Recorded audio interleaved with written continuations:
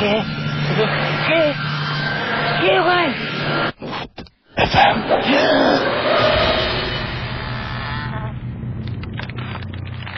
এবং এই ঘটনাটি আমাদের কাছে ইমেল করেছেন একজন, আমরা সেটা পড়ব এবং যেভাবে ইমেল করেছেন সেভাবেই পড়ছি। লিখছেন, হাই রাসেল ভাই, আশা করি ভালো আছেন। আমি কিছু কারণে স্টুডিওতে আসতে পারবো না। আমার ঘটনা যদি ভালো লাগে তাহলে আশা করছি পড়ে শোনানো হবে। কথা না বাড়িয়ে ঘটনাতে চলে যাই।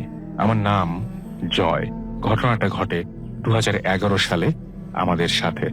আমার ভাইয়া কোনো একটা কারণে বিষ খেয়ে ফেলে এবং তাকে তখন ঢাকা মেডিকেলে অ্যাডমিট করা হয় এবং তাকে অপারেশন করার পর তাকে হলে রাখা হয়, একটা হলে রাখা হয় এবং যেখানে টয়লেটটা অনেক দূরে এবং প্রায় 5 মিনিট হাঁটা লাগে। ভাইয়ার এই অবস্থার জন্য আম্মু সারা রাত ভাইয়ার সাথে থাকে এবং আমার নানুও থাকে। রাত 2:30 বাজে, তখন আম্মু টয়লেটে যাবে আমার নানুকে নিয়ে, এবং যদি নানু চলে যায় আম্মুর সাথে তাহলে ভাইয়ার সাথে কেউ থাকবে না, তাই নানু রয়ে গেল এবং আম্মু টয়লেটের দিকে হাঁটা শুরু করলো। তখন মেডিকেলের প্রায় সবাই ঘুমাচ্ছে, সবকিছুই মানে শুধু কিছু মানুষ জেগে আছে আর নার্স কয়েকজন জেগে ছিলেন।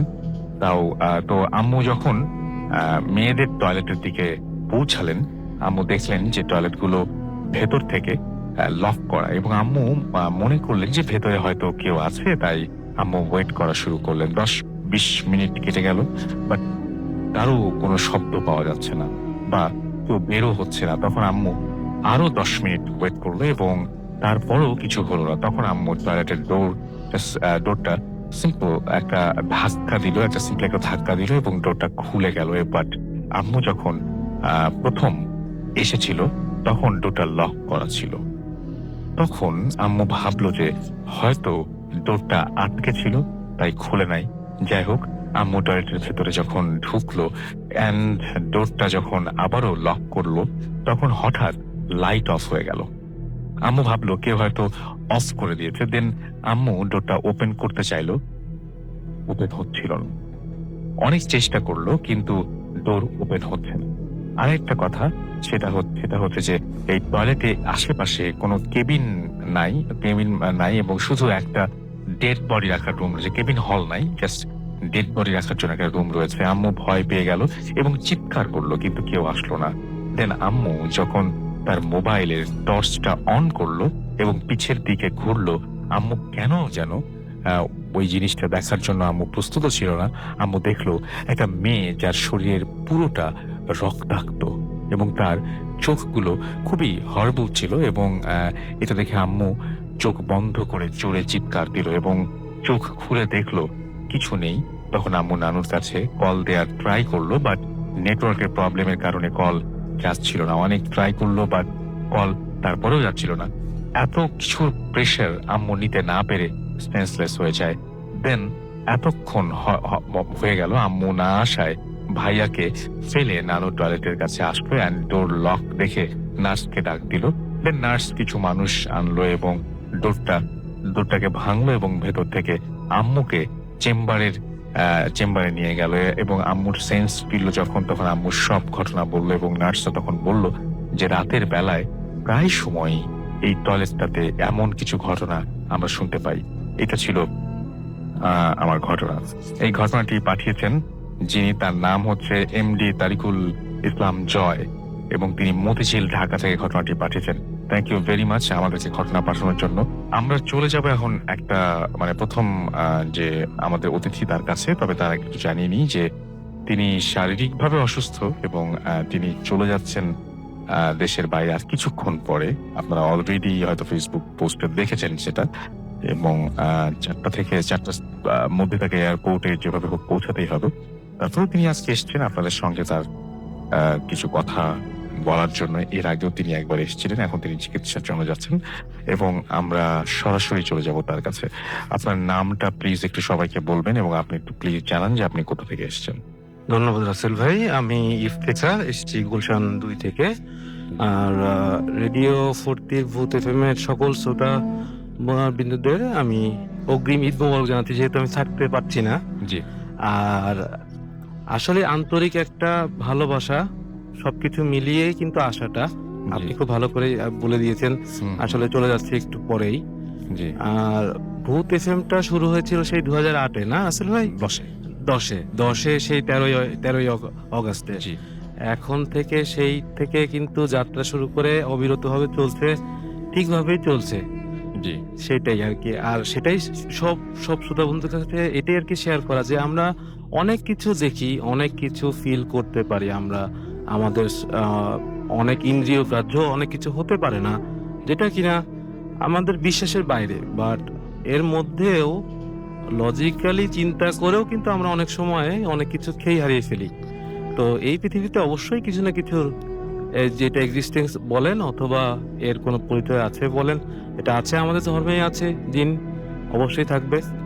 তো এটাই আর কি বলার, আর কি মেইনলি এইগুলোই শেয়ার করা। আর যেহেতু অসুস্থতার ওই সময়তে এসেছিলাম, পরবর্তীতেও আপনি বলেছিলেন অনেক কথা, আমার দোয়া চেয়েছিলেন আমার জন্য দেশবাসীর কাছে।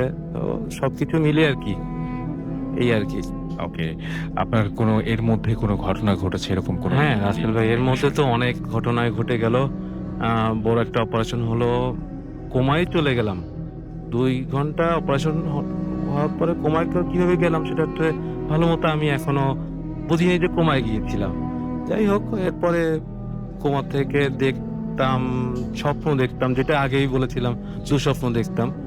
তো ঘটনা এটা না, এটার থেকে ভালো একটা ঘটনা আমার মনে হয়, সবচেয়ে বড় ঘটনা যে ওই চেন্নাই থেকে আসার পরে আমি এখানে কিছুদিন চলাফেরা করতে করতে একজন ইসলামিক স্কলার, নামটা বলছি না স্বভাবতই, ভাইয়া নাম বলতে মানা করছে, হঠাৎ করে একদিন জিজ্ঞেস করলো যে ইফতেখার তোমার শরীরটা ভালো নেই। আমি বললাম না ঠিক আছে, জ্বর আছে দাদা, কোনো সমস্যা নেই। আমি খ্যাতনামা একটা হসপিটালে যেয়ে ভর্তি হয়ে পরের দিন, দ্বিতীয় দিন পরে যাই, দেখি যে আবার আবার সেই রকম ভালো মতোই অসুস্থতা ফিরে আসছে। তো এই আমার অসুস্থতার পিছনে কিন্তু নানা জনের, আমার কিন্তু আমি বাইরে কাজ করি, আপনি বলতেন, আমি তো বলতে আসলে চাচ্ছি না। তো এমনকি ডক্টর বিল্লাল ফিলিপসদেরও ধারণা এটা খুব সম্ভবত শুধুই শারীরিক অসুস্থতা না, যেটা বলা হয়ে থাকে আর কি। মানে এটা ওনারা কি গেস করছেন? এটা গেস করছেন হচ্ছে শুধুমাত্র কালো জাদু। কালো জাদুটা হচ্ছে 2 রকমের হয়। আমরা কিন্তু অনেক সময় আসলে ভাই খেয়াল করবেন, আমরা ছোট বন্ধুদের বলছি, আমরা কিন্তু অনেক সময় মনোযোগ করার সময় অনেক সময় বলি যে জিন শয়তান, মানুষ শয়তান, এগুলো থেকে আমাদেরকে রক্ষা করা হোক। রাইট। হ্যাঁ, তো জিন শয়তানও কিন্তু সে ইচ্ছা করে, কিন্তু সে শয়তান তো জিনই, সে ইচ্ছা করে কিন্তু অনেক সময় ক্ষতি করতে পারে মানুষের। তো বড় বড় স্কলারদের ধারণা খুব সম্ভবত বড় কিছুই আর কি বেশি মাত্রায় আক্রান্ত করে ফেলেছে। এখন দুই পদ্ধতিতেই চিকিৎসা হচ্ছে। আমি এখন মেইল্যান্ডে যাচ্ছি, দেখা যাক, সবার কাছে দোয়া চাচ্ছি আপনার মাধ্যমে, এই আর কি। আচ্ছা, এর মাঝখানে ভয় পাওয়ার মতন কোনো ঘটনা কি ঘটেছিল? ভয় পাওয়ার থেকে চমকিয়ে যাওয়াটা বড় ছিল। ওই যে বললাম যে ভাইয়া, যে কোমাতে চলে যাওয়ার পরে যে স্বপ্ন দেখলাম, স্বপ্ন থেকে ওই উদ্ভট স্বপ্নের মধ্যে বলেছিল যে আমার খুব নিকটস্থ, তোকে তো কিছু করতে পারছি না, তো নিকটস্থ কোনো আত্মীয় অবশ্যই আমি ক্ষতি করব। খুব দ্রুতই আমার খুব কাছের একজন মানে মানুষ, আমাকে যিনি বড় করেছেন, আমার উনি মারা গেলেন। ওর মধ্যে আর কি আমি আসলাম একটু সুস্থ হয়ে, সবকিছু মিলে আর কি হতভম্ব অবস্থা। আমি স্বপ্নের মধ্যে দেখছি কোমাতে আছি, তার ঠিক জাগ্রত হওয়ার পরে যেখানে কিনা ডাক্তাররা খুশি হচ্ছে, আমাকে আমার আত্মীয় স্বজনরা কোনো ভালো সংবাদ দিতে পারছে না। হ্যাঁ, পরিবারে আর একটা দুঃসংবাদ চলে এসছে। তো আমরা এইভাবে করে নানাভাবে আগেও বলেছি, এইভাবে করে চলে আসছি। আমরা কিন্তু পড়ছি, মানে সমস্যার মধ্যে পড়ছি, আবার উঠে আসছি। এখন ওই যে মাঝে মধ্যে কিন্তু বলা হয়ে থাকে যে গা সওয়া হয়ে যায়, গা সওয়া ব্যাপারটা আমাদের মধ্যে মনে হয় বেশি চলে আসছে। তবে আমি আপনার মতনই বলবো রাসেল ভাই, যে কাউকে বিশ্বাস বা অবিশ্বাস করতে বলছি না, কিন্তু প্রতিটা ধর্মগ্রন্থে যদি আপনি দেখেন, আমাদের কিন্তু একটা জিনিসকে বিশ্বাস করতে হবে, সেটা হচ্ছে আমাদের বাইরেও কিন্তু কিছু জিনিসের এক্সিস্টেন্স আছে। আচ্ছা, এটা আমাদেরকে বিশ্বাস করতেই হবে। আচ্ছা, ওকে, অনেক ধন্যবাদ আপনাকে, এবং আপনার জন্য শুভ কামনা রইল। আপনি সুন্দরভাবে চিকিৎসা শেষ করে আবারও ফিরে আসুন, সেটাই আমরা কামনা করি। আপনাকে অনেক ধন্যবাদ এই অল্প সময়ের মধ্যেও এসে আমাদেরকে সময় দেওয়ার জন্য। Total pleasure is mine Rasel ভাই। আসলেই আপনার এই শোটার জন্যই আসলে বিশেষ করে আসা, যে সবার মাধ্যমে পরিচিত হয়, এবং এটার মতো অনেক কিছু হতে পারে বাংলাদেশে, বাট আপনারা তো শুরু করেছেন, যেটা আমরা দেখছি। এটাই আর কি, এই প্রশংসা স্তুতি বাক্যটা হয়তো দেওয়া হতে পারে না, অনেক সময় দিতে পারি না, এই জন্য আর কি। Thank you so much, thank you. আমরা চলে যাচ্ছি আমাদের পরবর্তী অতিথির কাছে। তার আগে একটু বলে নেই, এই ঈদের সময় আপনারা জানেন যে টিকেটের অনেক ক্রাইসিস, পাওয়া যাচ্ছে না। কিন্তু এই প্রথমে এসছেন, এখন যেই অতিথির কথা আমি বলছি, তিনি এসছেন চিটাগং থেকে এবং তাকে ফিরতে হবে আবার কালকে, এবং তিনি এসছেন একটা কাজে, তার মাঝখানে তিনি আমাদেরকে সময় দিচ্ছেন। অ্যান্ড আমরা সত্যিই আমরা অনার্ড, আমরা অনেক থ্যাঙ্কফুল আপনার প্রতি। আপনার নামটা প্লিজ একটু বলবেন। আমি তো বলেই দিয়েছি আপনি চিটাগং থেকে এসছেন। চিটাগং এর কোথা থেকে এসছেন যদি বলেন, কারণ আমাদের চিটাগং এর অনেক লিসনার দেখতে পাচ্ছি আমাদের সঙ্গে আছেন। সো আপনি যদি জানান যে কোথা থেকে এসছেন তাহলে আরো বেটার। এক সেকেন্ড, আরেকবার বলতে হবে। রাসেল ভাই, আপনাকে অনেক শুভেচ্ছা। আমি চট্টগ্রাম বিশ্ববিদ্যালয় থেকে এসেছি। আমার বেড়ে ওঠা, বড় হওয়া, আমার পড়াশোনা সবকিছু চট্টগ্রাম বিশ্ববিদ্যালয় ক্যাম্পাসেই। আজ আমার সাথে এসছেন আমার ওয়াইফ নুসরাত জিনিয়া।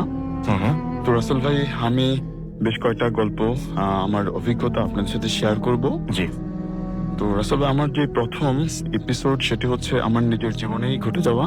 জি। আমি যখন স্টুডেন্ট ছিলাম, আমি তখন আন্তর্জাতিক সম্পর্ক বিভাগের 3য় বর্ষের ছাত্র। জি। তো আমার বেশ কয়েকটা টিউশনি ছিল, আর স্বভাবতই একটু রাত করে আমি টিউশনিতে যেতাম। তো ওদিন আমার প্রথম টিউশনিটাতে আমি একটু রাত 8:30টার দিকে রওনা দিই।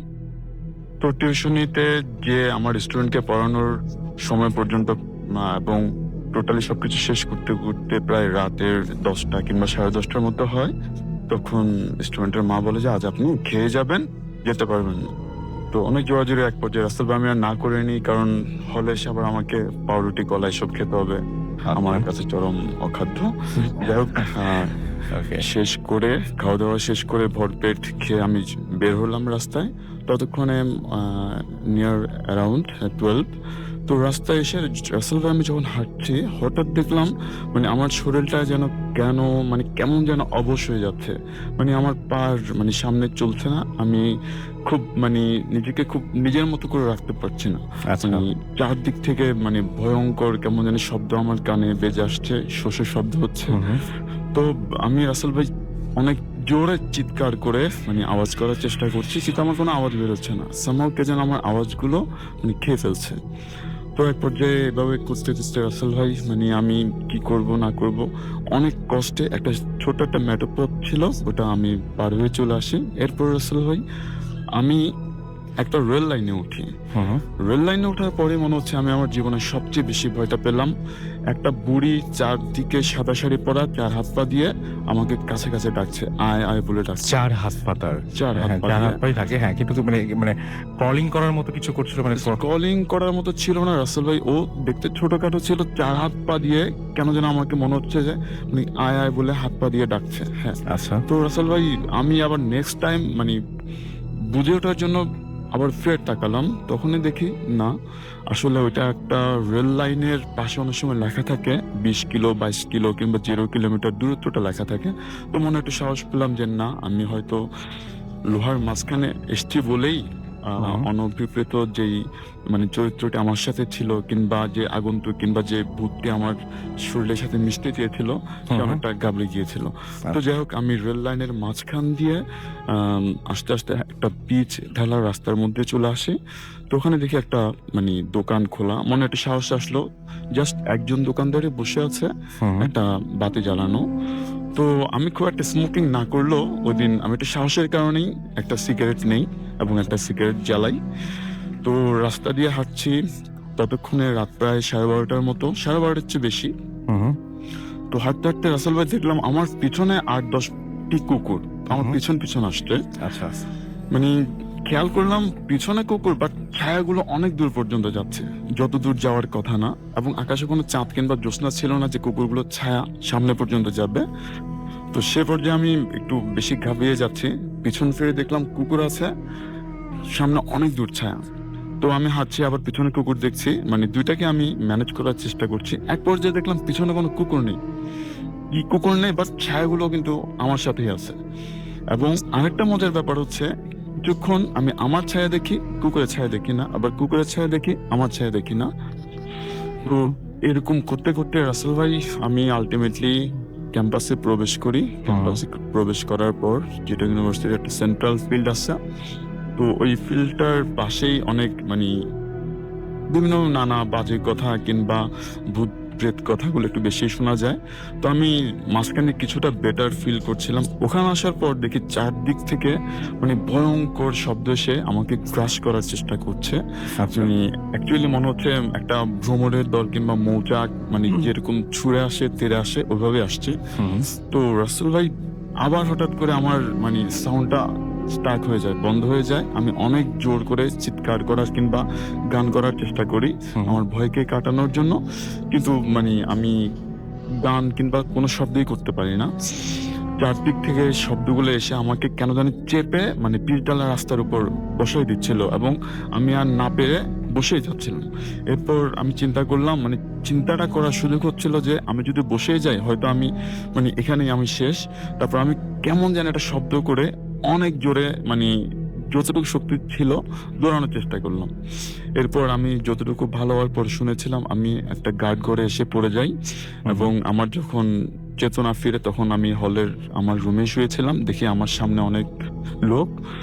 মানে এরপর রাসেল ভাই কিছুদিন আমি মেডিকেলে ছিলাম, মানে আমাকে মেডিকেলে থাকতে হয়েছিল। আমার মানসিক যে প্রবলেম ছিল ওগুলা কাটানোর জন্য কয়েকদিন মেডিকেলে থাকি। এই ঘটনার জি। মানে পরবর্তী যে মানে এফেক্ট আর কি। জি জি ওকে, তারপর আপনি এখন মোটামুটি সুস্থ আছেন? এখন সুস্থ। ওকে, আপনার সাথে আপনার ওয়াইফ আছেন? আমার সাথে আমার ওয়াইফ হ্যাঁ, আমি একটু কথা বলে শুনি আমরা। আচ্ছা, এই যে আরেকটা মাইক্রোফোন আছে আমাদের কাছে, সেটা দিয়ে আমরা শুনি। হ্যাঁ, আপনার নামটা একটু আমরা শুনি এবং আপনি তো আপনি একটু আমাদের জানান। আগে নামটা শুনি। আমার নাম হচ্ছে নুসরাত জিনিয়া। নুসরাত, আপনি জানতেন যে আপনার হাজবেন্ডের এই যে সাথে এই সমস্ত ঘটনাগুলো যে ঘটেছিল এগুলো আপনার জানা ছিল? হ্যাঁ, আমাকে বিয়ের পর কিছুটা বলবে। আচ্ছা, বিয়ের পরে কিছুটা বলেছে। বিয়ের পরে আর কোনোদিন ভয় পেতে দেখেছেন? না না, সেরকম কোনো ভয় পাই নাই। মাঝে মাঝে দুঃস্বপ্ন দেখলে হয়তো চিৎকার দেয় রাতের বেলা। সেটাও কি ভাইয়া আপনার কি আসলে ওই আগের ঘটনার পরিপ্রেক্ষিতেই আপনি দুঃস্বপ্ন দেখেন এরকম কিছু? আসলে যেটা ব্যাপারটা অনেক কুশল ছিল আমার জীবনে, তো আমার মনে হচ্ছে ওইটার কোনো একটা ইফেক্ট আমার এখন পর্যন্ত রয়ে যায়। আমি এখনো মাঝে মাঝে অন্ধকারে কিংবা ঘুমের মধ্যে চিৎকার দিয়ে উঠি, কারণ রাসেল ভাই টানা 4 ঘন্টা কিংবা 2 ঘন্টা আমি যে একটা পরিস্থিতির মধ্যে ছিলাম, তো এরপর আমাকে 3-4 দিন মেডিকেলে থাকতে হয়েছিল এবং আমাকে যথেষ্ট ওষুধও নিতে হয়েছিল। তো এখন একটু কম, বাট সামহাও আমার কাছে মাঝে মাঝে এখনো ব্যাপারটা ঘটে থাকে। ওই ব্যাপারটা ভুলে যাওয়াটা আসলে আপনার জন্য হয়তো কখনোই সম্ভব না। Thank you very much. আপনি শুরুতে একটু প্লিজ বলবেন যে আপনি কোথা থেকে এসেছেন এবং আপনার নামটা একটু প্লিজ বলবেন, তারপর আপনার ঘটনায় যাবো আমরা। থ্যাংক ইউ রাসেল ভাই। আমি শান, এসেছি ঢাকা থেকে। জি। আজকে আমি যে স্টোরিটা শেয়ার করতে এসেছি সেটা বেসিক্যালি আমার ফ্রেন্ডের গার্মেন্টসে হয়ে যাওয়া একটি ঘটনা। থ্যাংকস টু আরজু, আমার ফ্রেন্ডস। ঘটনাটি হয় আসলে মিরপুরে একটি বিল্ডিংয়ে। এটা 1 নম্বরই পড়েছে, চিড়িয়াখানা রোডে, 14 তলা বিল্ডিং। তো আমার ফ্রেন্ডরা যেটা করে যে ওরা 9 তলায় ফ্লোরটা ভাড়া নেয়, বাট ওরা ভাড়া নেওয়ার আগে এই ফ্লোরটা প্রায় 5 বছর খালি ছিল এবং কেন যে এতদিন এই ফ্লোরটা খালি ছিল কেউ জানে না, বাট ভাড়া হতো না। এটা 2014 সালের জানুয়ারি মাসের ঘটনা। তো ওরা ভাড়া নেওয়ার পরে গার্মেন্টসের অ্যাক্টিভিটি শুরু করার জন্য কিছু তো সাজাতে হয় বা মানে অনেক মেশিন বসাতে হয়। তো কাজকর্ম যখন চলছিল, একদিনের ঘটনা, আমার ফ্রেন্ড এবং সাথে 2টা ওয়ার্কার সহ ওরা কাজ করছে। আচ্ছা। তো লাঞ্চ আওয়ারে আমার ফ্রেন্ড যেটা করে যে নিচে যাবে লাঞ্চের জন্য, সাথে মানে একজন ওয়ার্কারকে নিয়ে যায়, অন্য ওয়ার্কারের লাঞ্চটা দিয়ে দিবে। আচ্ছা। তো ওরা নিচে নামে, লাঞ্চ কিনে, অন্য ওয়ার্কারের জন্য লাঞ্চ কিনে। তো যখন ওরা ব্যাক করবে, গার্মেন্টসের নিচে এসেছে, হঠাৎ দেখে যে ওয়ার্কারকে ওরা মানে গার্মেন্টসে রেখে এসেছিল উনি নিচে দাঁড়িয়ে আছে এবং উনি বলছে যে উনি উঠবে না। কেন, কি প্রবলেম হচ্ছে ওনারা চলে আসার পরে যে ওয়ার্কার একা ছিল এই ফ্লোরে, উনি ওনার থেকে 3 থেকে 4 হাত দূরে শুনতে পাচ্ছে পেরেক ঠোকার আওয়াজ। আচ্ছা। ঠক ঠক ঠক করে পেরেক ঠুকছে ধরনের আওয়াজ। তো উনি খুব ঘাবড়ে যায়, মানে এত স্পষ্ট একদম, এত 3 থেকে 4 হাত দূরে কিভাবে ধরনের আওয়াজ হয়। তো উনি যেটা করে যে মানে প্রথমে ভাবছিল যে হয়তো আশেপাশের কোনো ফ্লোর থেকে বা উপর নিচে কোনো ফ্লোর থেকে হচ্ছে কিনা, এটা ভাবছিল, বাট আসলে সেরকম কিছু না। এটা কন্টিনিউ করার যখন মানে হচ্ছিলই, তখন উনি ভয়ে মানে ফ্লোর থেকে নিচে নেমে আসে, বিল্ডিং থেকে নিচে নেমে আসে। এরকম প্রায় ওর গার্মেন্টসটা রেডি করার জন্য 1 থেকে 1.5 মাস সময় লেগে যায়। এরকম হচ্ছিলই, এরকম চলছিল অনেক কিছু। ও ওয়ার্কারদের বলে এগুলি যাতে কাউকে না বলে, কারোর কাছে শেয়ার না করে। তো একটা সময় গার্মেন্টস রেডি হয়ে যায়, গার্মেন্টসের অ্যাক্টিভিটি স্টার্ট হয়। সরি, প্রথম যেটা হয়, একদিন লাঞ্চ আওয়ারটা তো সবসময় গার্মেন্টস ফ্লোর এমটি হয়ে যায়, সবাই লাঞ্চের জন্য চলে যায়। তো ওর রুমটা আলাদা, মানে ফ্লোরের মধ্যে রুমটা গ্লাস করা আলাদা একটা রুম। তো হঠাৎ করে শুনছে মানে একটা মেশিন থাকে, হিট মেশিন, যেটাকে ফেব্রিক হিট করতে দেওয়া হয়। হঠাৎ করে সেই হিট মেশিনটা চালু হয়ে যায়, এবং মানে এমটি ফ্লোরে কি করে সেই মেশিনটা চালু হয়ে যায়, এটা তো মানে খুব অবাক করা একটা বিষয়। ও রুম থেকে বের হয়ে আসে, এসে দেখে ফ্লোরে কেউ নেই, বাট মেশিন চলছে। এই পর্যায়ে ও সবাইকে ডাকাডাকি করে, কি ব্যাপার, কে মেশিন চালু করলো। জাস্ট ফ্লোরে 2 জন ছিল, ওদের হচ্ছে কিচেনে, আর কেউ ছিল না। তো ওদেরকে জিজ্ঞেস করা হয়, ওরা বলে যে না স্যার, আমরা তো কিচেন থেকে কেউ বেরিয়ে হইনি, তাহলে কি করে মেশিন চালু হলো। ওকে মেশিন বন্ধ করে দেওয়া হলো। পরের দিনও সেম, লাঞ্চ আওয়ারে ফ্লোর এমটি, ও রুমে বসে আছে, আবারও সেই মেশিন চালু হয়ে যায়, আচ্ছা, এবং খুব বিকট আওয়াজ করে সেই মেশিনটা চলতো। মানে নর্মালি মেশিনটাতে যে ধরনের আওয়াজ হয়, নরমালের মতো ছিল না, না সেটা? আওয়াজটা অ্যাবনর্মাল ছিল। আচ্ছা, তো এরকম চলতে থাকে। এর কিছুদিন পর হুম, লাঞ্চ আওয়ারেই ফ্লোর এমটি, তো বুয়া ফ্লোরটা পরিষ্কার করছিল, যেহেতু সন্ধ্যা পরে তার বুয়া আসতে পারে না। তো ফ্লোর পরিষ্কার করছিল, 2 জন বুয়া ফ্লোর পরিষ্কার করছে, আমার ফ্রেন্ড ও ফ্লোরে আছে, সব কিছু দেখছে। তো ঝাড়ু দিচ্ছে একজন বুয়া, তো ও হঠাৎ করে শুনছে একজন বুয়া মানে কার সাথে যেন কথা বলছে, মানে বলছে, ওনার বুয়া বলছে যে আমি তো ইচ্ছা করে করিনি, আমি তো ইচ্ছা করে আপনার গায়ে বাড়ি দিইনি, এরকম করে বলছে। তো ও তাকিয়ে যেটা দেখে যে ওই বুয়াটা উবু হয়ে ঝাড়ু দেওয়া অবস্থায় যেভাবে ছিল ঠিক ওভাবেই আছে, ওভাবেই কথা বলছে, বাট সে মানে সোজা হয়ে দাঁড়াচ্ছে না। এবং শেষ পর্যন্ত যেটা করে যে ডাক দেয়, বুয়া কি হলো, তুমি কার সাথে কথা বলছো। তো ও নাকি উনি মানে ওই বুয়া নাকি উঠতেই পারে না, এবং ওই অবস্থায় উনি ফেন্ট হয়ে পড়ে যায়। আচ্ছা, এরপরে যেটা হয়, উনি প্রায় মানে উনি কথা বলতে পারছিল না, ওনাকে ধরে বাসা নিয়ে যাওয়া হয়।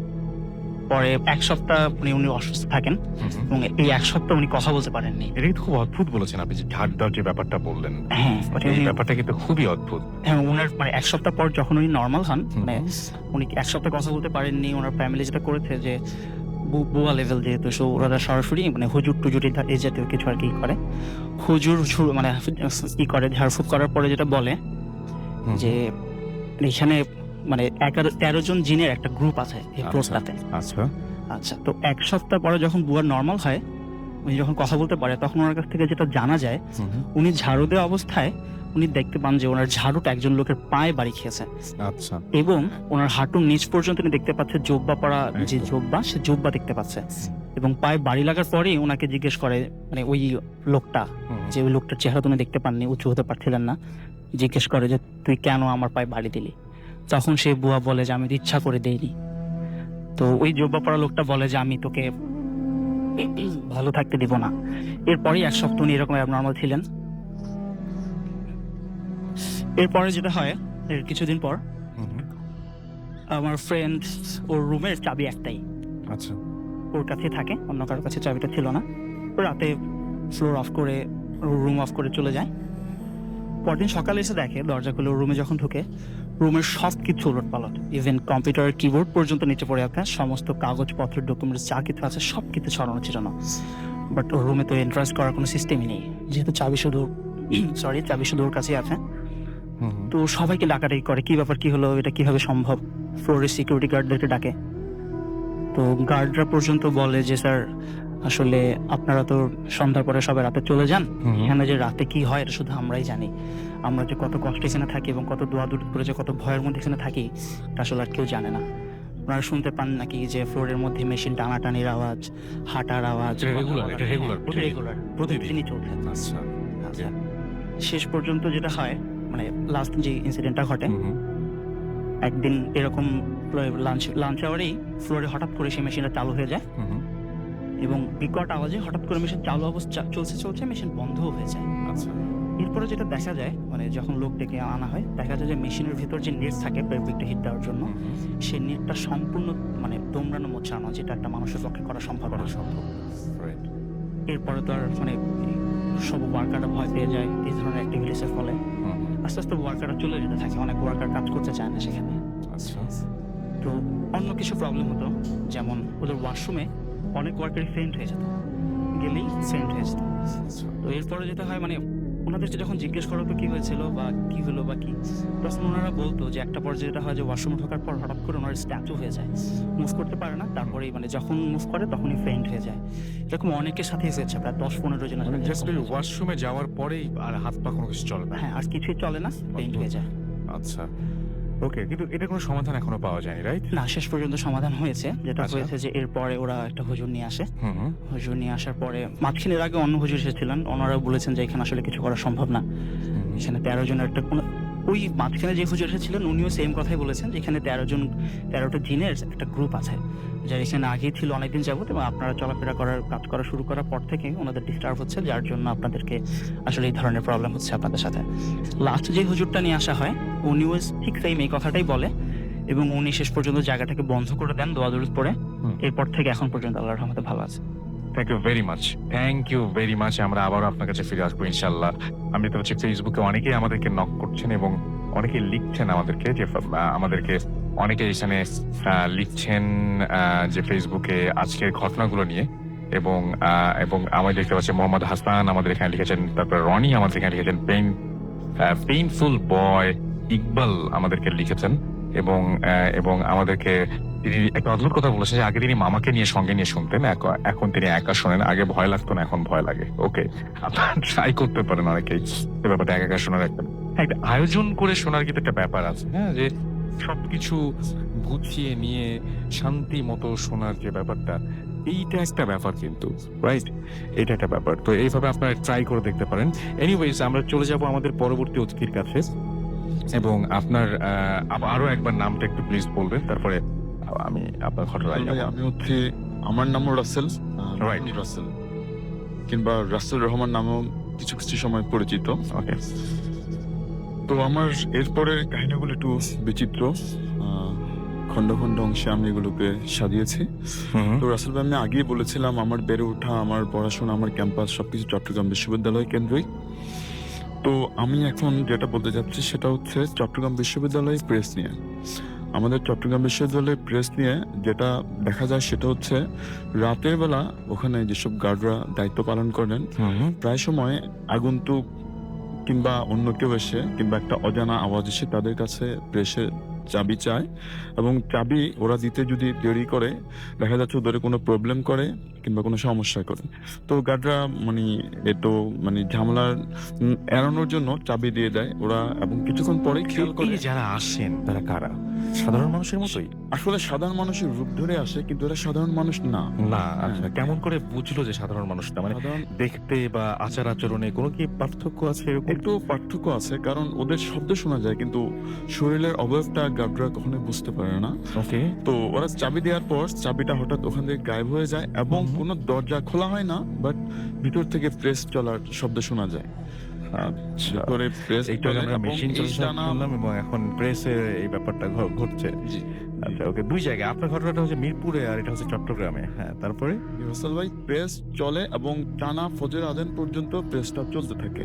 ফজরের আজান ফজরের আজান পর্যন্ত। আজানের পরে কি থেমে যায়? আজানের পরে রাসেল ভাই এটা অটোমেটিক্যালি থেমে যায়। আচ্ছা, কি প্রিন্ট হয় এটা? এই প্রিন্ট হয়, এটা একটু রহস্যজনক জিনিসটা ব্যাপার। আসলে অনেকটা ফাইন্ড আউট করা না গেলেও, তো যতটুকু আমাদের ওখানকার মানুষেরা মনে করে যে জিনদের মধ্যেও পড়াশোনা হয়, পড়ালেখা হয়, তো অ্যাজ ইউজুয়াল আমাদের জেনারেল এটা আপনাদের ওই এলাকার মানুষজন মনে করেন? মনে করেন, এবং গার্ডরাও তাই মনে করেন। আমাদের জন্য যেমন প্রশ্ন কিংবা বই কিংবা ডায়েরি কিংবা ক্যালেন্ডার কিংবা ম্যাগাজিন, মানে আমাদের যে সমস্ত প্রিন্টের কাজ আছে ওনাদেরও এরকম অনেক কিছু প্রিন্টের কাজ থাকতে পারে, এটাই আপনাদের এলাকাবাসী যারা আছেন তারা মনে করেন।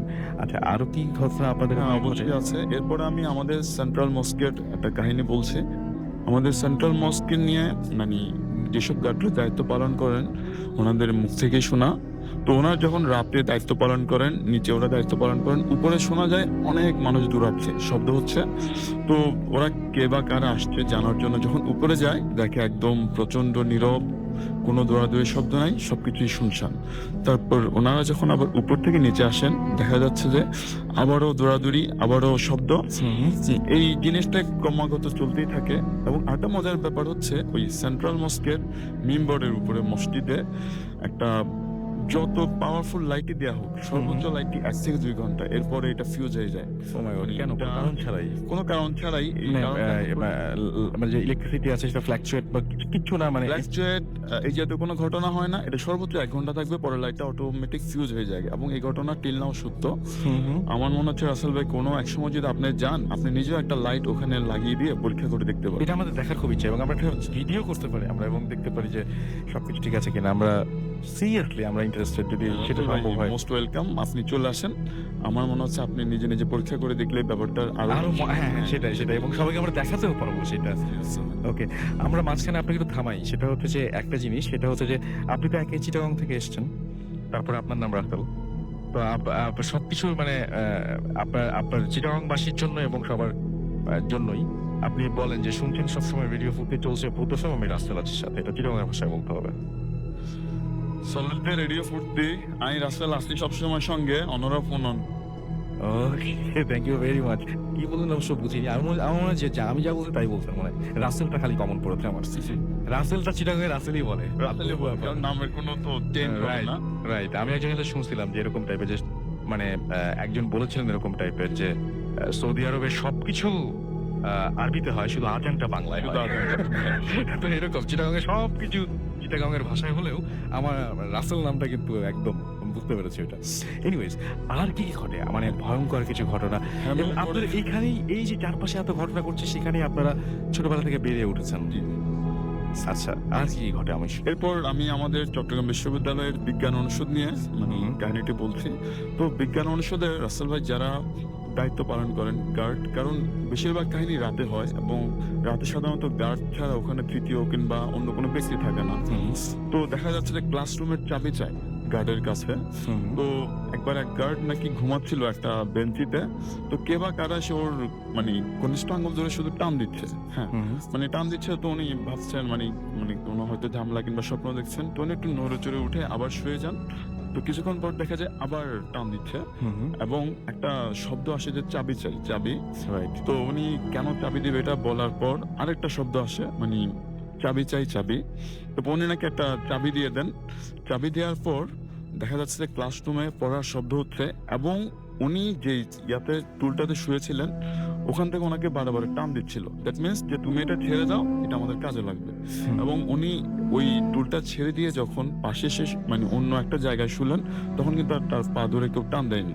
তার মানে বোঝা গেল রাসেল ভাই মানে ওখানকার মানে যারা পড়াশোনা করে ওই টুলটা হয়তো ওদের দরকার ছিল। এবং এরপর থেকে গাছটি ভুলেও যদি ওখানে শুয়ে যেত, ওর আঙুল ধরে টান দিত। মাঝে মাঝে হয়তো অনেক খেয়াল করতেন না, শুয়ে যেতেন। কিংবা একই সময় এক এক ধরনের গার্ড আসে, তো সবাই তো আর জানে না, স্পেশালি যারা নতুন আসে ওদের সাথে এই ব্যাপারটা খুব বেশি পরিমাণে ঘটে।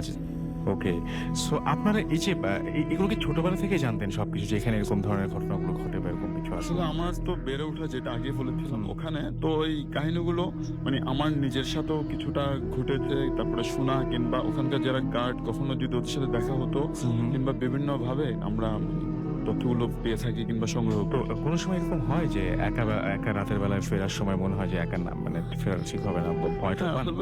ডেফিনেটলি মনে হয়। ইভেন কিছুদিন আগেও আমি নিজে ভূত এফএম শুনছিলাম। তো আমি নিজে শোনার মানে মাধ্যমে এতটাই ভিতরে ঢুকে গেছি, কিংবা ওদিন আমার সাথে বাইরে একটা মানে বাজে ঘটনা ঘটে। আমি একটু বাইরে যাওয়ার দরকার ছিল, তো আমি ভয় আর বাইরেই যাইনি। আমার মনে হচ্ছে সামহাও বাইরে গেলে কোনো একটা বিপদ কিংবা অপ্রীতিকর ঘটনা ঘটতে পারে। ওকে, আমরা কিন্তু আপনার কাছে আবারও আসবো, তবে আপাতত আমরা একটু SMS এবং আমরা ফেসবুকে যাব। আমি দেখতে পাচ্ছি জ্যাকলিন নাটোর থেকে আমাদের SMS করেছেন, সুমন নাটোর থেকে, লিটন চিটাগং থেকে আমাদের SMS করেছেন। আমরা চিটাগংয়ে আরো SMS চাই। আচ্ছা, আমরা আরো চাই, কারণ চিটাগংয়ে আমাদের এখন তো একজন অতিথি আছেন, যিনি অনেক ঝামেলা সত্ত্বেও আমাদের এখানে আছেন। এবং মানে কি বলবো, যে ঢাকায় এসে কেউ এতটুকু সময় দিবেন, এটা আমাদের জন্য অনেক বড় একটা পাওয়া আর কি। তানিশা আমাদের SMS করেছেন ময়মনসিং থেকে, আমাদেরকে আসমিনা ওয়াপটা খুলনা থেকে SMS করেছেন, অর্চি আমাদের এখানে SMS করেছেন, SMS করেছেন আমি দেখতে পাচ্ছি জিহাদ আমাদেরকে, এছাড়াও জ্যাকলিন নাটোর থেকে আমাদের SMS করেছেন, আশিকুল্লাহ আমাদের SMS করেছেন এবং অনেকদিন পর তিনি প্রথম শুনছেন জন্য ওয়েলকাম ব্যাক। খালিদ আমাদের SMS করেছেন এবং তিনিও অনেকদিন পরে শুনছেন। লিটন মিরপুর থেকে লিখেছেন ডোন্ট স্টপ দ্য ফুর্তি, স্পেশালি ঈদে ব্যাপার তিনি এটা বলেছেন। ওকে, ঈদিতে আমাদের SMS করেছেন ময়মনসিং থেকে, মানিক আমাদের SMS করেছেন মুকিত এবং শিমু নেত্রকোনা থেকে, ইহাম আমাদের SMS করেছেন ঝিনাইদহ থেকে। এছাড়াও আরো অনেকেই আছেন। আপনি যদি SMS করতে চান মোবাইলের মেসেজ অপশনে গিয়ে টাইপ করুন ফুর্তি FORTI ফুর্তি স্পেস দিয়ে লিখুন আপনার নাম, পেজ দিয়ে আপনার মেসেজ পাঠিয়ে দিন 940 নাম্বারে। এছাড়াও আমি দেখতে পাচ্ছি সাব্বির ইমন আমাদের ইসলাম ইমন আমাদের লিখেছেন যে আজকে তিনি প্রথম শুনছেন এবং খুব ভালো লাগছে। থ্যাংক ইউ ভেরি মাচ আমাদের সঙ্গে থাকার জন্য এবং বুথ এফএমকে বেছে নেওয়ার জন্য, এবং আপনারা আশা করছি আপনি ভবিষ্যতেও মানে আগামী সপ্তাহ থেকে রেগুলার হয়ে যাবেন।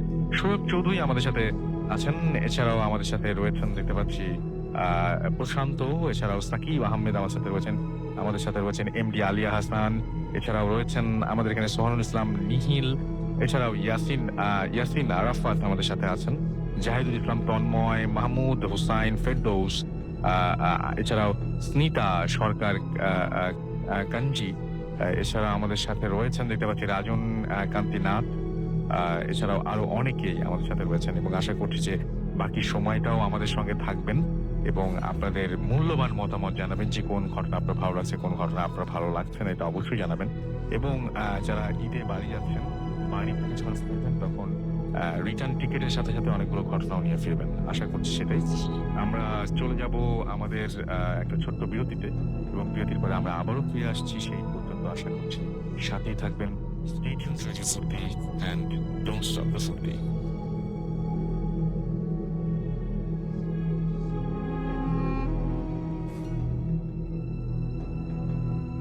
আসসালামু আলাইকুম, আমি শুভ ঝিনাইদহ থেকে বলছি। তো সরাসরি আমি আমার ঘটনায় চলে যেতে। রাসেল ভাই, শুরুতেই বলে রাখি আমি এখনো জিম করা প্রচেষ্টা করি, আমি এখনো পুরোপুরি সুস্থ হয়ে উঠতে পারি নাই। তো আমার ছোট্ট একটি ঘটনা আমি তাদের সাথে শেয়ার করছি। রাসেল ভাই, আমি তো শুরুতেই বলেছি আমি তো রাত্রে যে জিনিসটা ঘটতো, আমি যখন ঘুমিয়ে থাকতাম তো আমার বাবা মা এখনো পর্যন্ত আমাদের ঘরে বারান্দায় শোয়, কারণ আমাকে দিয়ে তারা ভরসা করতে পারে না। রাত্রে দেখা যাচ্ছে আমি রুমের ভিতরে শুয়ে আছি, হঠাৎ করে বাবা মা উঠে দেখে রুমের ভিতরে দরজা লক করা, কিন্তু আমি রুমে নাই। তো যখন আমাকে খুঁজতে হয়তো বাসার পিছনে বা সাইডে কোনো বাঁশ ঝাড়ের নিচে বা বাথরুমের সাইডে আমাকে পড়ে থাকতে দেখা যেত, অথবা অ্যাবনর্মাল অবস্থায় বসে থাকতে দেখা যেত। কিন্তু পরবর্তীতে এগুলো যখন আমাকে জিজ্ঞাসা করা হতো আমি আসলে কিছুই বলতে পারতাম না, কারণ আমার এটা কিছু মনে থাকতো না। আমার কাছে মানে স্বপ্নের মতো মনে হইতো, ঠিক আছে? তো আমার নিজেরই অবাক লাগতো। তো একদিন রাত্রের ঘটনা, সেদিন আমাবস্যা রাত, প্রচন্ড রাত। আমার সম্ভবত আমি বাড়িতে আমার দাদির কাছে শুই। তো দাদি আত্মীয় বাসায় বেড়াতে গিয়েছিল, আমি দাদির বাসায় একা শুয়েছিলাম। এটা 2013 সালে 14 ফেব্রুয়ারির আগের রাতে, মানে 13 ফেব্রুয়ারির রাতে। তো হঠাৎ করে আমি স্বপ্ন দেখছি যে আমি বিছানা থেকে উঠলাম। বিছানা থেকে ওঠার পরে আমার শরীরে গায়ে একটি খ্যান্ড গেঞ্জি ছিল, গেঞ্জিটা খুলে ফেললাম, আর পরনে যে প্যান্টটা ছিল, এই অবস্থায় আমি দরজাটা খুলে বাইরে বেরিয়ে গেলাম। তারপরে ভাই বলে রাখি, এই অমাবস্যার রাত্রে কিন্তু আমার জন্য কেন যেন মনে হচ্ছে যে আমি দিনের বেলায় বের হচ্ছি, আমার কাছে সবকিছু পরিষ্কার মনে হচ্ছে। তো তারপরে হাঁটতে হাঁটতে আমাদের বাসা থেকে 5 থেকে 7 মিনিট হাঁটলে আমাদের গোরস্থান। তো গোরস্থানের ভিতরে আমি হাঁটতে হাঁটতে গেলাম, যার পরে সমস্ত গোরস্থানের ভিতরে আমি ঘোরাফেরা করলাম। ঘোরাফেরার পরে হঠাৎ দেখলাম একটি কবরস্থানের পাশে একটি গোলাপ ফুলের গাছ এবং অনেক পরিমাণ গোলাপ ফুল। রাসেল ভাই, আরেকটা কথা বলে রাখি, আমাদের কবরস্থানে কোনো গোলাপ ফুলের গাছ নেই। তো সেখান থেকে আমি একটা গোলাপ নিলাম। গোলাপটা নেওয়ার পরে আমি আমাদের কবরস্থানের প্রাচীরের উপর উঠলাম। প্রাচীরের উপর ওঠার সাথে সাথে প্রাচীরের উপর থেকে যখন লাফ দিলাম, অটোমেটিকলি আমি শূন্য ভেসে যাচ্ছি। মানে কি বলতো, আমি বাতাসের মতো শূন্য ভেসে আছি।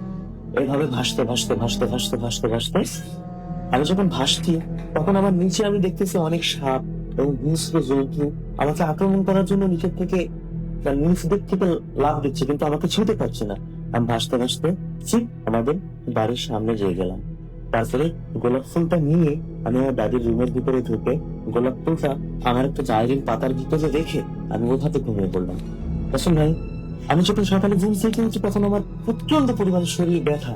আমি আসলে বোঝাতে পারবো না, এত পরিমাণ ব্যথা আমি উঠতে পারছি না। তো হঠাৎ তারপরে হঠাৎ করে মনে হলো গোলাপ ফুলের কথা। তো রাসেল ভাই, আশ্চর্যের বিষয় এটা যে ঠিক তখন আমি আমার ডায়েরিটা খুলে গোলাপ ফুল পাই নাই, কিন্তু গোলাপ ফুলের 7 থেকে 8টা পাপড়ি, এবং সেই পাপড়িতে এখনো মানে শিশির বিন্দু লেগে আছে এমন পাপড়ি পেয়েছিলাম, এবং সেই গোলাপ ফুলের পাপড়ি আজও আমার কাছে আছে রাসেল ভাই। তারপর থেকে আমার ভিতর আরেকটি পরিবর্তন লক্ষ্য ভাই। আসলে কোথাও কোনো কিছু ঘটলে বা আমার আত্মীয় স্বজনদের ভিতরে বিপদ আপদ বা কোনো একটা অনুষ্ঠান ঘটলে আমি আগে থেকে বুঝতে পারি।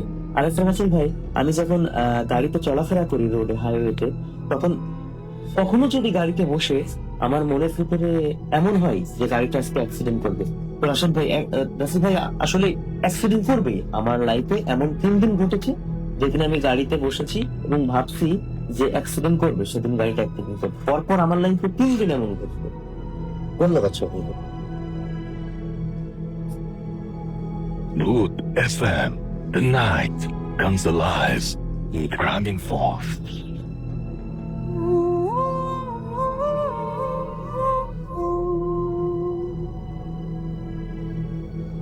Welcome back. শুনছেন সবসময় রেডিও ফুর্তি, আমি রাসেল আছি সাথে। আমার সাথে হচ্ছে মাসুম এবং আজকের অতিথিরা, এবং ঘড়িতে সময় রাত 1টা। আপনাদের সবাইকে স্বাগত জানাচ্ছি ভূত এফএমে। এবং আজকে ঈদের আগের শেষ ভূত এফএম হচ্ছে, এবং এরপরে যেটা আমরা শুনবো সেটা ঈদের পরে শুনবো। সো আপনাদের সবাইকে অনেক অনেক অনেক অনেক ধন্যবাদ যারা এত রাত জেগে আমাদের সঙ্গে রয়েছেন এবং আমাদের সাথে বাকি সময়টুকুও থাকবেন, এবং ভূত এফএমের প্রতি যাতে অসম্ভব রকমের ভালোবাসা, তাদের সবাইকে ধন্যবাদ জানাচ্ছি। আমি আরো একটা ঘটনা পড়বো। এই ঘটনাটিও আজকে ঘটনার দিক দিয়ে চিন্তা করতে গেলে চিটাগং এর পাল্লাটা একটু ভারী। এই ঘটনাটা চিটাগং থেকে এসেছে। এই ঘটনাটা কিছু কিছু ওয়ার্ড সংক্ষেপে লেখা, সো আমার পড়তে একটু ঝামেলা হতে পারে, বাট আমি আশা করছি যে আমি এটা যেন প্রিপেয়ার্ড ছিলাম না, বাট ঘটনাটা বেশ ভালোই, তো আমি ভাবলাম যে পড়ে ফেলি আপনাদের জন্য। সো ঘটনাটা পড়ছি, আশা করছি যে আপনাদের ভালো লাগবে। লিখছেন, আসসালামু আলাইকুম রাসেল ভাই, আমি টুনা ফ্রম চিটাগং, ভালো আছেন? অ্যাবসলিউটলি আপনি ভালোর দলে। যাই হোক, আমি টুনা অ্যান্ড আমি স্টুডিওতে আসতে পারবো না, তাই লিখতে বসা। আমার লাইফের অনেক ইনসিডেন্ট আছে, হয়তো সেগুলো ভয়ের, বাট কখনো ভাবিনি যে এগুলো লিখতে হবে কাউকে। সো আমি লিখছি, বিকজ কেউ যেন আর তার আপনজনদের সাথে এমন না করে। আমি আবারও বলছি, উনি লিখছেন এই কারণেই যে কেউ যেন তার আপনজনদের সাথে এরকম না করে। কেন কিরকম করে? সেটা হচ্ছে ব্ল্যাক ম্যাজিকের যে এফেক্ট, এই এফেক্টটা যে সাফার করে সেই ভালো জানে, এবং সেটা আসলে কতটা ভয়াবহ হতে পারে তার ঘটনায়, সেটাই আমরা এখন শুনবো। 2003-এ আমি এসএসসিতে সায়েন্স থেকে 4.755 পেয়েছিলাম, এবং এটা একটা ভিলেজের একটা স্কুল ছিল। কিছুদিন পর আমি শহরের একটা ভালো কলেজে চান্স পেলাম, যেটা কিনা একটা গার্লস কলেজ ছিল, এবং সেখানে ফার্স্ট আমি থাকার জন্য হোস্টেল পাইনি, তাই আমি একটা রিলেটিভের বাসায় ছিলাম। দেন হোস্টেলে উঠলাম কিছুদিন পর, আর এরপর new place and new roommate, but আমি অ্যাডজাস্ট করতে পারছিলাম না এই কারণেই। এবং ফার্স্ট ইয়ার ফাইনাল দিলাম, সব ভালোই চলছিল, বাট সেকেন্ড ইয়ারে এসে কেন জানি আমার পড়তে ইচ্ছে করতো না। বই খুলে বসে থাকতাম, কিছুই মনে থাকতো না। এবং রেজাল্ট যেটা হলো সেটা হচ্ছে যে টেস্ট এক্সামে আমি ডি গ্রেড পেলাম। মানে সেটা খুব আমার কাছে ফানি মনে হচ্ছিল। যে কেউ বলবে যে হতেই পারে, এটা হয়তো পড়েনি এই জন্য এটা হয়েছে, তাই আম্মু খুব বকাবকি করলো এটার জন্য। দেন আমি ডিসাইড করলাম যে এইচএসসি দিব না। আম্মু অবাক, আমি নির্বিকার। তো আব্বু এবং আম্মু জোর করতে থাকলো, অ্যান্ড সাথে মারধরও চলতো। আমি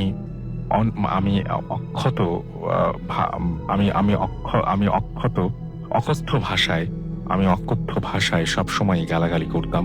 আম্মু আমাদের বাসায় কারো অসুখ হলে ডক্টরের কাছে নিয়ে যেত।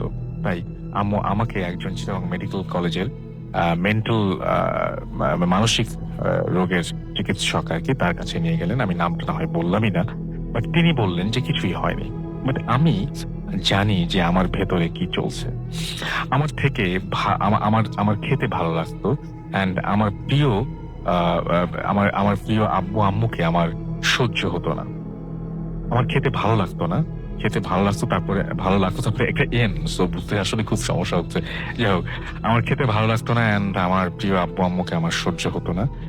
শুধু কাঁদতাম। একদিন তো মানে বইপত্র অ্যান্ড কাপড় চোপড় গুছিয়ে নিলাম, চলে যাব বাসা থেকে। কোচিং এর কথা বলে বের হলাম এবং হোস্টেলে চলে গেলাম। একদিন পর আসলাম এবং চলছে এক্সাম, মানে দিনও চলে যাচ্ছে ঠিক এইভাবেই, এবং এক্সাম আসছে। হয়তো আমি আমার কষ্ট গুছিয়ে লিখতে পারছি না। যাই হোক, কোনো মতে এক্সাম দিলাম। এভরিডে আমি ঝগড়া করছি এবং যেটা নিয়ে অ্যান্ড খাওয়া দাওয়া বন্ধ আমার ছিল এবং আছে, এবং একদিন বা 2 দিন পরে আমি খাই এবং গ্র্যাজুয়ালি আমার মাথা থেকে চুল পড়তে শুরু করলো এবং মাথায় দাগ দেখা দেওয়ার উপক্রম হলো। এবং আমি বুঝাতে পারছি না, বাট আমার সারাদিন আমি ভূতের মতো বসে থাকতাম। রেজাল্ট দিল এবং আমি বি গ্রেড পেলাম। এরপর আরো বেড়ে গেল আমার অস্থিরতা। আমি লেখাপড়া টোটালি অফ করে দিলাম। অবস্থা টোটালি মানে আরো ধীরে ধীরে খারাপের দিকে যাচ্ছে, এবং আব্বু আমাদের ওখানকার একজন হুজুরের কাছে আমাকে নিয়ে গেলেন এবং উনি বললেন যে আমাকে ব্ল্যাক ম্যাজিক করা হয়েছে। আমার আব্বু আম্মু এগুলো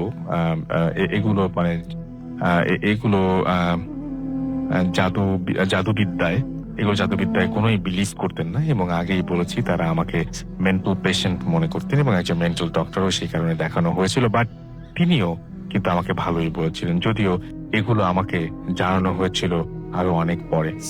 যাই হোক, ওই হুজুর বলল যে এটা একটা মগা জিন দিয়ে করানো হয়েছে। এটা অলমোস্ট তখন 3 বছর হয়ে গেছে, এবং উনি বললেন যে আমি যাতে আমার লাইফে ভালো কিছু করতে না পারি সেটার জন্যই এরকম একটা, এবং আমার সবকিছুর বদলে যেন অস্থিরতা বেড়ে যায় সেটার জন্য এটা করা হয়েছে। এবং যারা এই ব্ল্যাক ম্যাজিকটি করেছে তারা আমার চুল নিয়েছে এবং আমার পায়ের মাটি নিয়েছে, খুব ডিফিকাল্ট।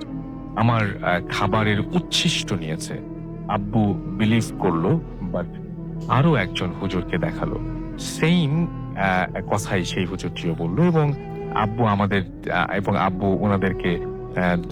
ওনাদেরকে দিয়ে আমার এটা কাটালো। উনি আমাকে কিছু পানি দিলেন অ্যান্ড কিছু তেল দিলেন মাথায় দেওয়ার জন্য। আমার আস্তে আস্তে চুল পড়া কমে গেল অ্যান্ড অস্থিরতাটাও মোটামুটি।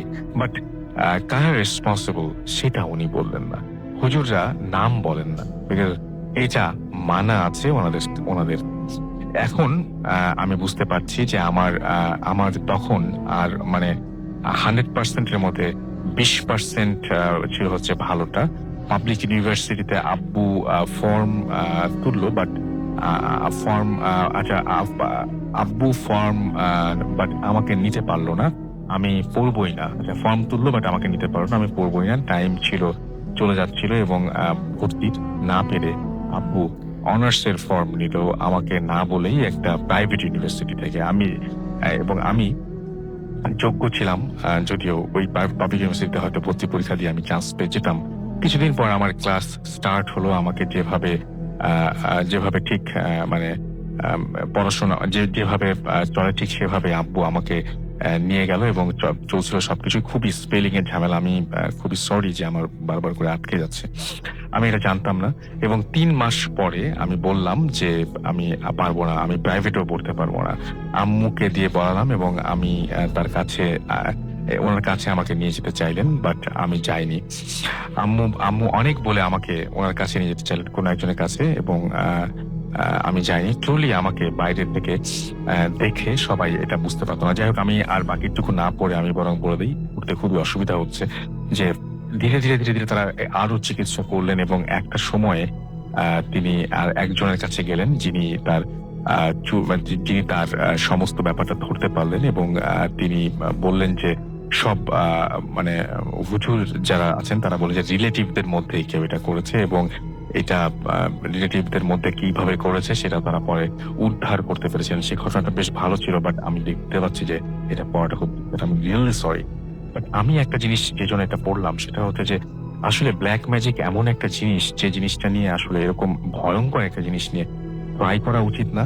আর কখনোই মানে কোনো মানুষের ক্ষতি করার মধ্যে কোনো ভালো কিছু থাকতে পারে না, এবং কোনো মানুষের ক্ষতি করলে মানে আমরা সাধারণত ক্ষতি করি কি জন্য, আমাদের কিছুটা লাভ হবে সেজন্য, যে অন্য জনকে ক্ষতিগ্রস্ত দেখতে পারলে হয়তো লাভ মানে মানে আমার ভাল লাগবে যাকে আমি অপছন্দ করি, এরকম একটা ব্যাপার আছে। কিন্তু যে একবার এরকম একটা ঘটনা শুনেছিলাম যে কোনো একজনকে বলা হয়েছিল যে তোমাকে যে কোনো একটা কিছু করা হবে, তোমাকে একটা বিরাট একটা মানে তোমার জীবনে একটা বর বা এরকম টাইপের কিছু একটা আসবে যেটা তোমাকে দেয়া হবে, কিন্তু এটা একটা শর্ত আছে, সেটা হচ্ছে তোমার যে প্রতিবেশী, সেই প্রতিবেশী তুমি যা পাবা তার ডাবল পাবে। তখন সেই লোক নাকি বলেছিল আমার একটা চোখ বন্ধ করে দাও।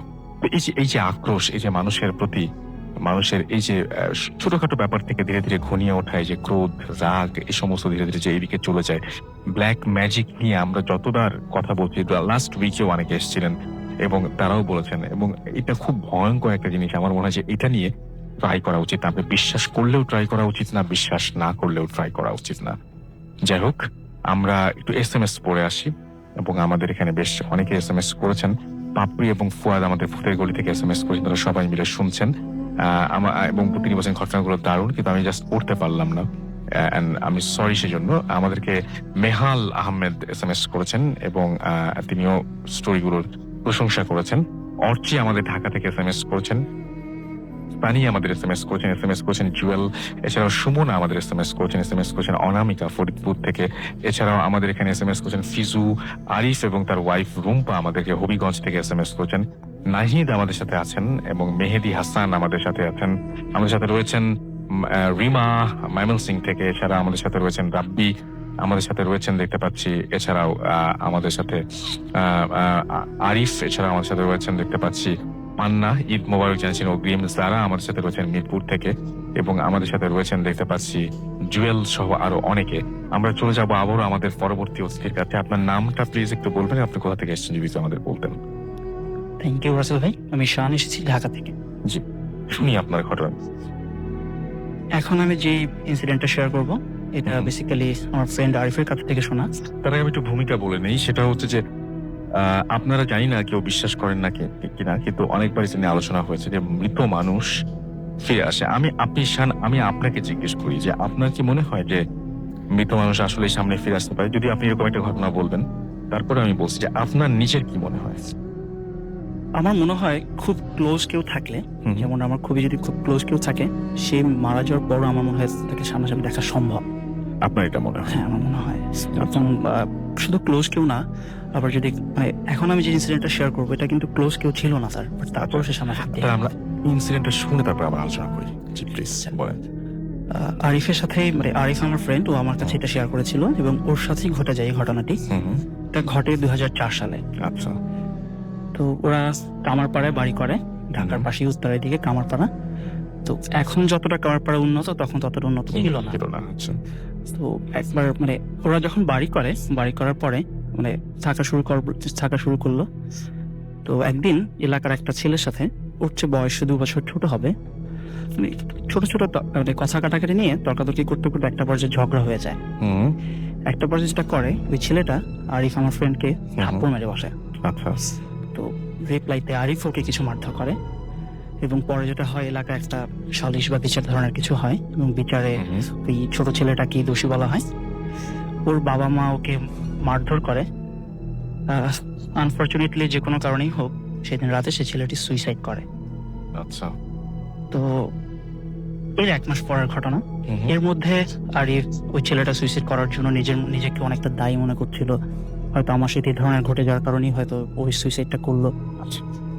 আসলে সেরকম কিছু ছিল কিনা একমাত্র আল্লাহই জানেন। এর 1 মাস পরের ঘটনা। আরিফ প্রায় রাত 1টার দিকে বাসায় ফিরছে। তো কামারপাড়া থেকে, যে আব্দুল্লাহপুর থেকে কামারপাড়া ফিরতে খুব ভালো কোনো কমিউনিকেশন সিস্টেম ছিল না।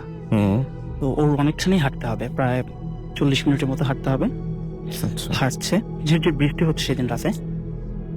ও বাসা থেকে 15 মিনিট দূরে আছে। এই অবস্থায় রাস্তা একটু কাঁচা রাস্তা, হঠাৎ খেয়াল করলো ওর সামনে একটা সাপ। সাপ। হ্যাঁ, সাপ। তো দেখি একটু মানে ভয় পায় নাই, কারণ এই যে এই ধরনের এলাকায় সাপ থাকতেই পারে। আচ্ছা অ্যাভয়েড করে সাইড দিয়ে চলে গেল সামনে হাঁটতে হাঁটতে। সামনে হাঁটতে হাঁটতে মানে কিছু দূর যাওয়ার পর দেখে রাস্তার মাঝখানে একটা গরু দাঁড়িয়ে আছে, এবং যার গলা কোনো দড়িও নেই। তো ও একটু এবার ভরকে যায়, কি ব্যাপার, রাস্তার মাঝখানে একটা গরু দাঁড়িয়ে আছে, এটা কার গরু, কোত্থেকে আসলো, বা কি আশেপাশে তো এরকম কোনো বাড়ি ঘর দেখা যাচ্ছে না যেখানে গরু থাকতে পারে। ও এটাকে অ্যাভয়েড করে চলে যায়। এর কিছুক্ষণ পর ও দূর থেকে দেখতে পায় যে মানে সামনে কেউ একজন, মানে যে খাপটি মেরে বসে থাকে যে ধরনের, মানে হাঁটুর উপর মাথা বিছিয়ে যেভাবে বসে থাকে সেভাবে বসে আছে। বাট কাছে যেয়ে দেখে বেসিক্যালি এটা একটা কুকুর। আচ্ছা তো এবার ও মনে করে যে আসলে কি আমার হ্যালুসিনেশন হচ্ছে, কিন্তু আসলে তা না। আচ্ছা এর কিছুক্ষণ পর হাঁটতে হাঁটতে ওর বাসার খুব কাছাকাছি চলে আসে। বাসার থেকে প্রায় 2 মিনিট, মানে হঠাৎ করে ওর পিছন থেকে ওর ঘাড়ে কেউ একজন হাত দেয়। আচ্ছা ঘুরে যায়, দেখে কেউ নাই। সো ভয় পেয়ে যায়, কি ব্যাপার, কি হলো। এবং যখন পিছনে ঘুরলো, পিছন থেকে ঘুরে যখন আবার সামনের দিকে ঘুরলো, ঘুরে দেখলো মানে এটা দেখার জন্য ডেফিনেটলি মানে কেউ প্রিপেয়ার থাকবে না। তো দেখলো যে ছেলেটা সুইসাইড করেছিল ওর সাথে ঝগড়া করার পরে, সেই ছেলেটি ওর সামনে দাঁড়িয়ে আছে।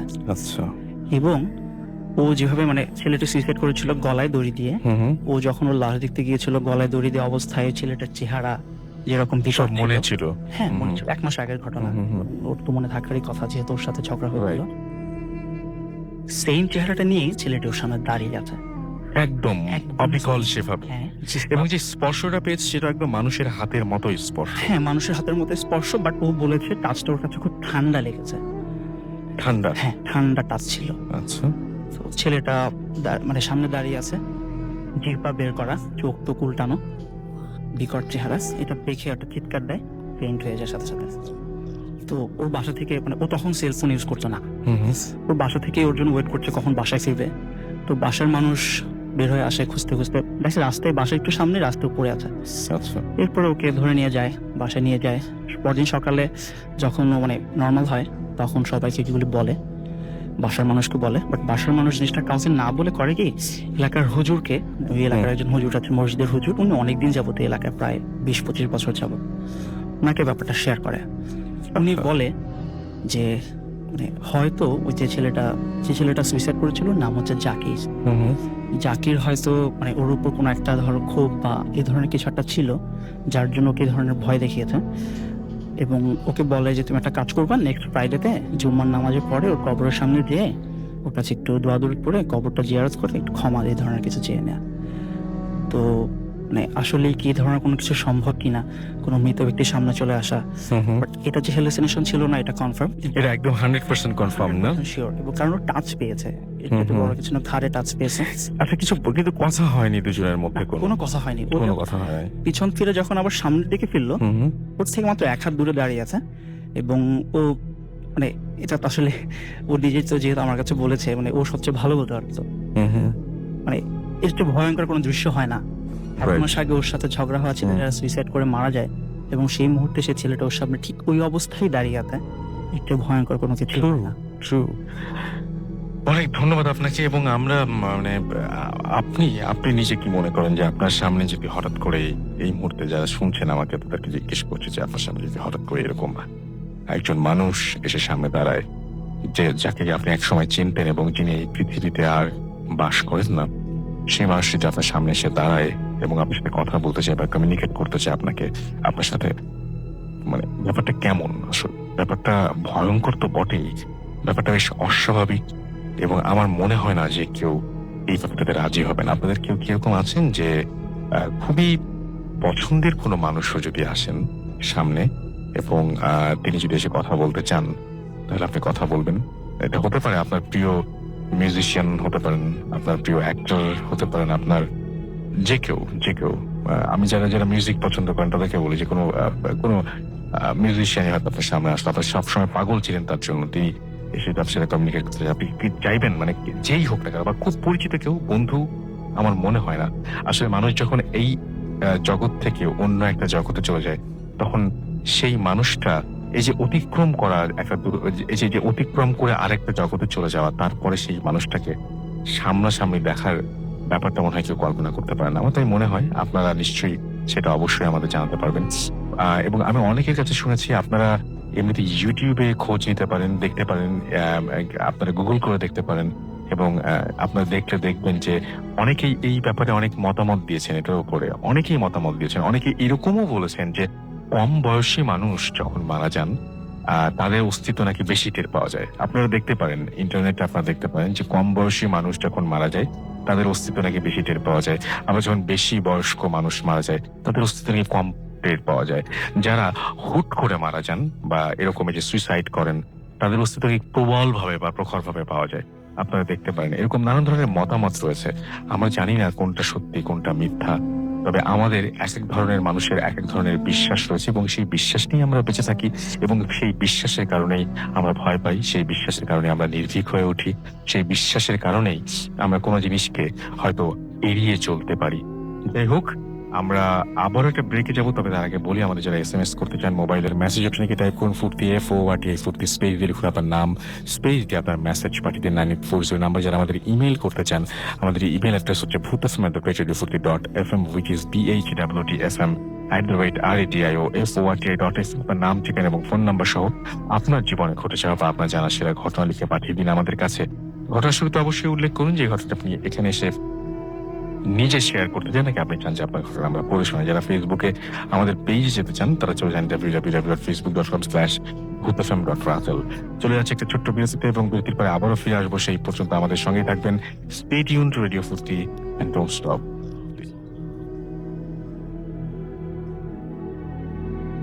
Welcome back. ঘড়িতে সময় রাত 1:44 শুনছেন সবসময় রেডিও ফুর্তি 88.0 FM।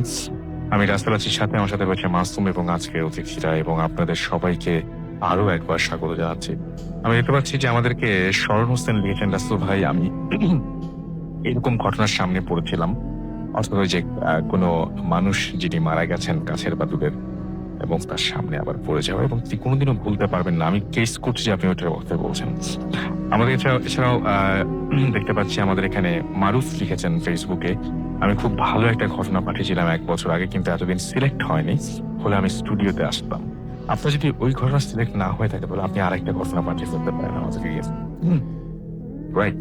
আচ্ছা, কিছু SMS এর মধ্যেও আমি দেখেছি যে এই বিষয় নিয়ে কথা হচ্ছে। যেমন হাবিবা লিখেছেন যে আমার একজন আন্টি 2013 সালের 4 এপ্রিল মারা গিয়েছিলেন, কিন্তু ওনার উপস্থিতি আমি এখনো আমার আশেপাশে অনুভব করি।